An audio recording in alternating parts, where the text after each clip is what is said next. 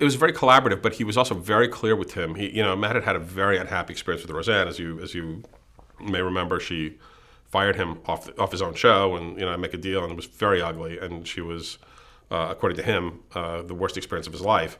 And he was determined not to have that experience with talent. So he laid down the law, and we supported him early on about who was boss in this relationship, and that he would be as collaborative as Tim wanted to be, and he would include him as much as Tim wanted to be included, but he wasn't going to go through a Roseanne thing again.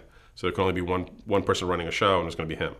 And he kept to that. So Tim was respectful of that as well. And Tim had a very heavy hand in collaborating. A lot of his comedy was used in the script, and his voice was taken into the show and continued to be part of the show. But Matt was always the boss, and if you didn't want to listen to something, it was like, no, I'm not going to put that in there. And Tim was respectful of that. So it was a very good relationship. But it was post Roseanne, so Matt had a much better sense of how to deal with that and what he wanted. And Tim was coming off of not a lot of stand-up success, but he'd had drug issues, and he'd spent some time in a Hooskow that he had to reveal as part of that. And he was a chastened person in many ways, and I think partly because he was chastened, it made it a lot easier. And his ego was still on,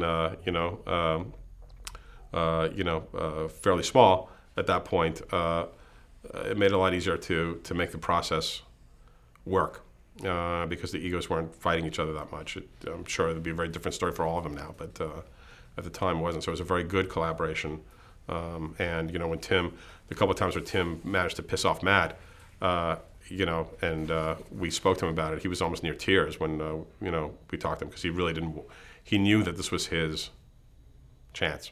You don't get a lot of better chances than Matt Williams at that moment to have a TV show.